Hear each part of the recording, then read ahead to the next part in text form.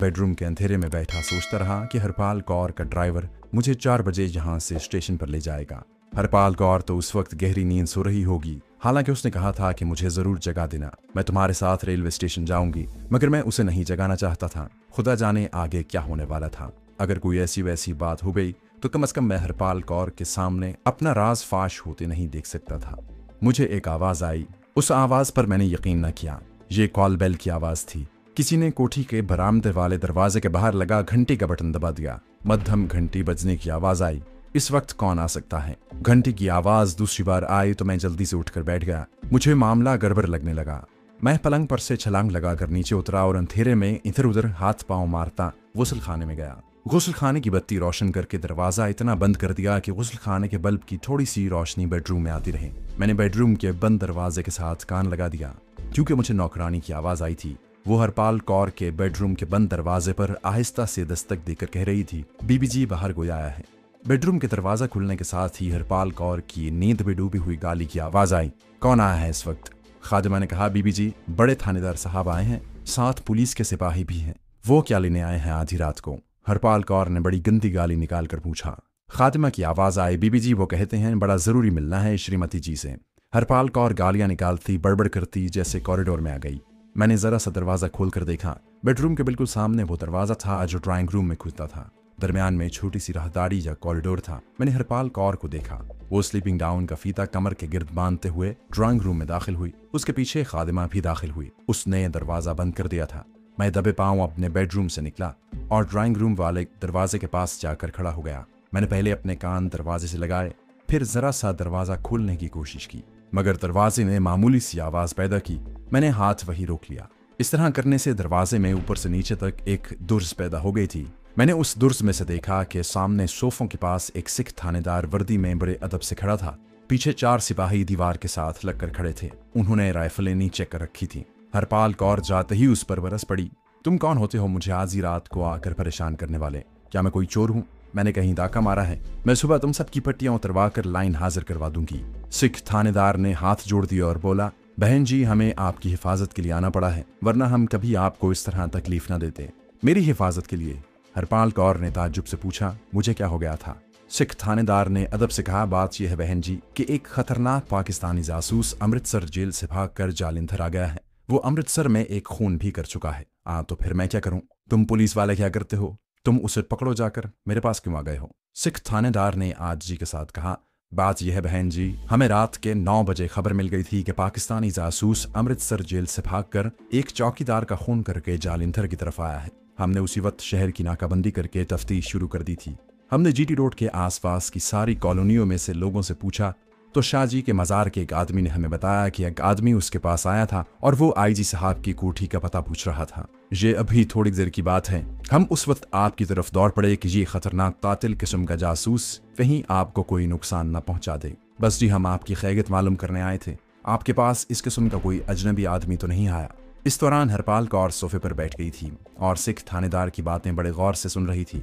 जब थानेदार ने अपनी बात खत्म कर ली तो हरपाल कौर बोली, जहां कोई अजनबी आदमी नहीं आया। अगर आता तो मेरा चौकीदार उसे अंदर घुसने न देता। थानेदार उसी तरह अदब से खड़ा था। कहने लगा, बहन जी वो जेल तोड़कर और कत्ल करके भागा है। वो दीवार फांद कर भी अंदर आ सकता है। हरपाल कौर ने गुस्से में आकर कहा, अगर आता तो मैंने कोई चूड़ियां नहीं पहनी हुई।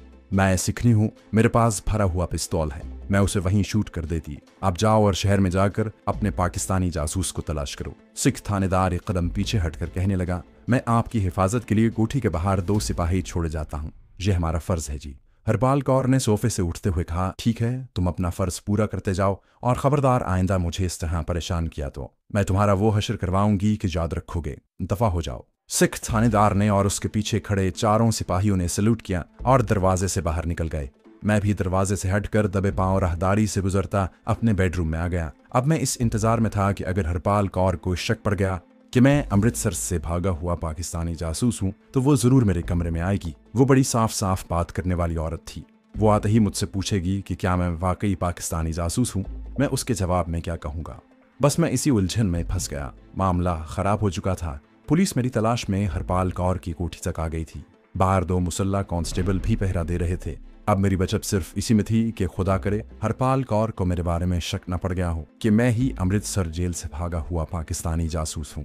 जिस तरह वो सिख थानेदार से बातें कर रही थी उससे तो मैंने यही अंदाजा लगाया था कि वो मुझे पाकिस्तानी जासूस नहीं समझ रही, लेकिन ये हो भी सकता था कि वो अंदर से सारा मामला समझ गई हो मगर मुझे पुलिस के हवाले न करना चाहती हो। बहरहाल मैं दोनों तरह से परेशान था। बेडरूम में अंधेरा था। मैं पलंग पर टांगे लटकाए खामोश बैठा था। मेरे अंदर एक हैजान सा मचा हुआ था। किसी वक्त ख्याल आता कि अभी यहाँ से फरार हो जाऊं, पर सोचता कि अकेला यहाँ से भागा तो बाहर मुसल्लह कांस्टेबल खड़े हैं, हर तरफ शोर मच जाएगा। मैं हमतन गोश भी था, यानी मैं बेडरूम में और बाहर कॉरिडोर में छाई हुई खामोशी पर कान लगाए हुए थे कि अभी मुझे हरपाल कौर के कदमों की आवाज सुनाई देगी। वो मेरे कमरे की तरफ आ रही होगी। वक्त गुजरता चला गया, खामोशी उसी तरह छाई रही। हरपाल कौर ना आई। मेरी नींद पहले ही उड़ चुकी थी। अब मुझसे आराम से वहां बैठा भी नहीं जा रहा था। किसी भी वक्त कुछ भी हो सकता था। बहुत मुमकिन था कि सिख थानेदार ने कोठी के चारों तरफ कुछ दूसरे सिपाही भी अंधेरे में फैला दिए हों जो कोठी के आसपास की निगरानी कर रहे हों। पुलिस वाले अहमक नहीं थे।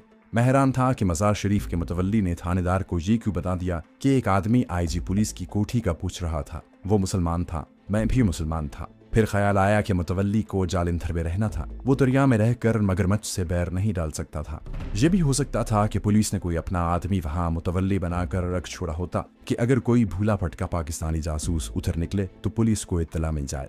क्योंकि यह तो हकीकत है और इस हकीकत से इंडिया और पाकिस्तान दोनों मुल्क बाखबर हैं कि भारत में पाकिस्तान के जासूस और पाकिस्तान में भारत के जासूस किसी न किसी भेस में मौजूद रहते हैं। ये हर मुल्क का हक होता है और इसके लिए बाकायदा उसूल और जवाबित बने हुए हैं कि अगर किसी दूसरे मुल्क का जासूस पकड़ा जाए तो उस पर बाकायदा मुकदमा चलता है और उसे साल 2 साल के लिए जेल में डाल दिया जाता है। मैं अजीब कश्मकश में मुब्तला हो गया था। कभी पलंग पर बैठता, कभी उठकर अंधेरे में टहलने लगता।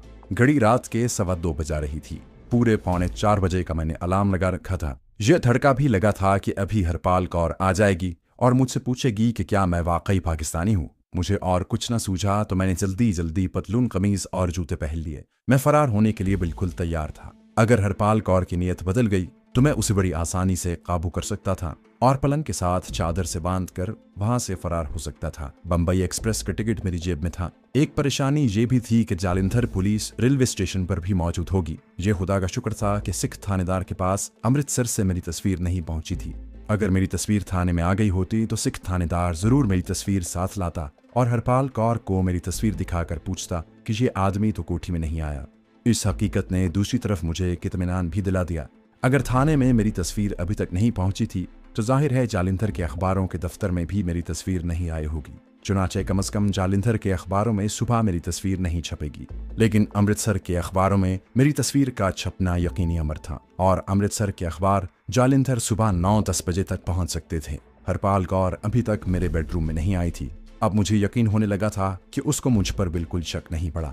उसका ख्याल मेरी तरफ नहीं गया था। मैंने गुस्सी खाने की बत्ती रोशन कर रखी थी और उसका दरवाजा थोड़ा सा खुला रखा था, जिससे मैंने राहदारी से वापस आकर पूरा बंद कर दिया। मैंने बेडरूम के दरवाजे की चिटकनी भी लगा दी। मेरे जहन में ये ख्याल भी था कि अगर हरपाल कौर ने बाहर ही से शोर मचाना शुरू कर दिया कि दरवाजा खोलो, मुझे पता चल गया है कि तुम ही पाकिस्तानी जासूस हो, तो मैं गुस्ल खाने की खिड़की से भाग जाऊंगा, दरवाजा नहीं खोलूंगा। लेकिन ये सोचकर मुतमईन हो जाता कि अगर हरपाल कौर ने ऐसा करना होता तो वो सिख थानेदार को साफ बता देती कि एक आदमी मेरे पास जरूर आया हुआ है, मगर वो अपने आप को हिंदू जाहिर करता है। आप लोग उससे पूछगिछ कर सकते हैं, मगर हरपाल कौर ने ऐसा नहीं किया था। मेरा जहन उस वक्त तरह तरह के परेशान कर देने वाले उलट पलट ख्यालात की आमाजगाह बना हुआ था। मैंने टाइम पीस का बटन दबा दिया ताकि उसका अलार्म न बजे। मैं नहीं चाहता था कि उसका शोर पैदा हो। उसकी सेकंडों की सुई बड़ी मध्यम टिक टिक के साथ गर्दिश कर रही थी। मैंने गुस्ल खाने में जाकर अपने चेहरे को गौर से देखा। चेहरा ठीक ठाक था। मैंने जेब से कंघी निकाल कर बालों में फेरी। जहाँ एक खिड़की थी वो बंद थी। मैंने इस ख्याल से कि हो सकता है कि मुझे इस तरफ से कूद कर बाहर जाना पड़े, खिड़की को खोला तो देखा कि उसके बाहर लोहे की सलाखें लगी थीं। इसका मतलब था कि अब मुझे हर हालत में कोठी के मेन गेट की तरफ से निकलना था। रात के 3:15 बज रहे थे। मैं आहिस्ता से बेडरूम का दरवाज़ा खोलकर राहदारी में आ गया। सामने ड्राइंग रूम वाला दरवाज़ा था, वो खुला था। मैं आहिस्ता आहिस्ता चलता ड्राइंग रूम में आया। ड्राइंग रूम का बरामदे की तरफ खुलने वाला दरवाज़ा भी बंद था। मैं कॉलिंग पर चलता दरवाजे तक गया। कुंडी खोलकर आहिस्ता से बाहर की जानिब धकेला। वो कमबख्त बाहर से बंद था। शायद खादिमा ने सिख थानेदारों और साखियों के जाने के बाद बाहर से चिटकनी लगा दी थी। अब मेरे सामने कोई दूसरा रास्ता नहीं था। मैं वापस अपने बेडरूम में आ गया और अंधेरे में टटोलता हुआ पलंग पर बैठ गया। घड़ी पर निगाह डाली, उसकी चमकती हुई सुइयां 3:45 बजा रही थीं। अगर मैंने उसका बटन दबाया ना होता तो उस वक्त उसका अलार्म बज उठना था। मुझे अब रेलवे स्टेशन की तरफ चल देना चाहिए था। दिल्ली की तरफ जाने वाली ट्रेन मुंह अंधेरे चलती थी, मगर मेरे सारे दरवाजे बंद थे।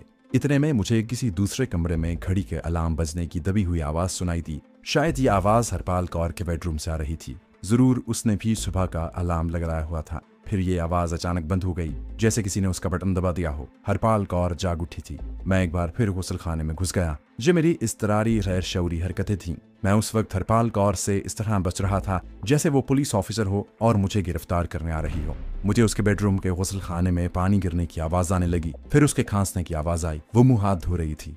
थोड़ी देर में वो मेरे कमरे में आने वाली थी। मैंने बगैर इरादे के मुंह पर पानी के छींटे मारे, तौलिए से मुंह पहुंचा और गुस्ल खाने से निकलकर कमरे की बत्ती रोशन कर दी। मुझे हरपाल कौर के बेडरूम का दरवाजा खुलने और बंद होने की आवाज आई।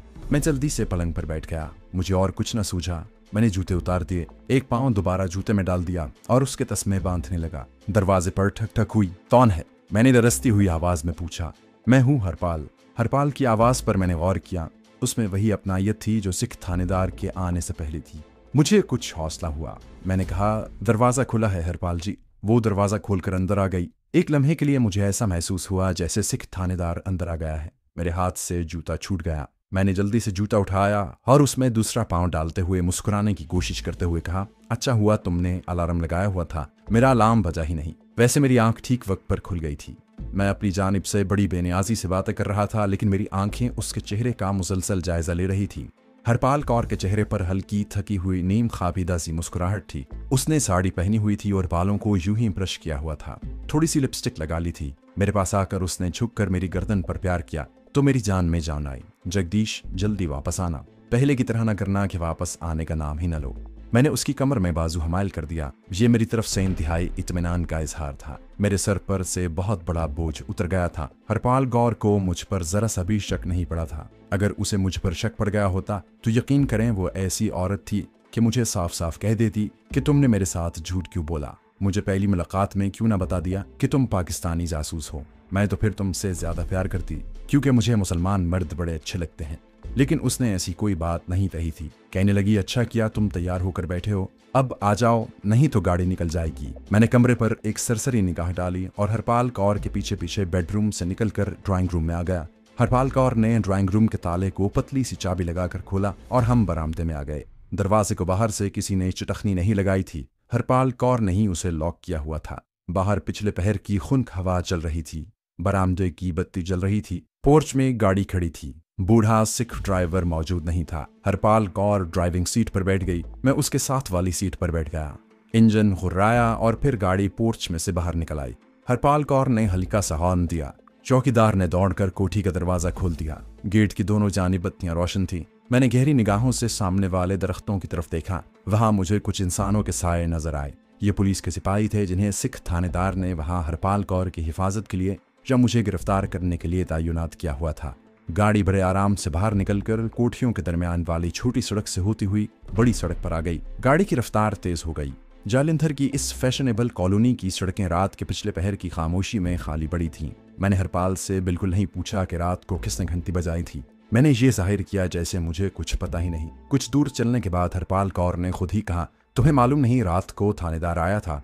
मैंने अनजान बनकर ताजुब से पूछा, थानेदार आया था? वो क्यों? खैरियत तो थी?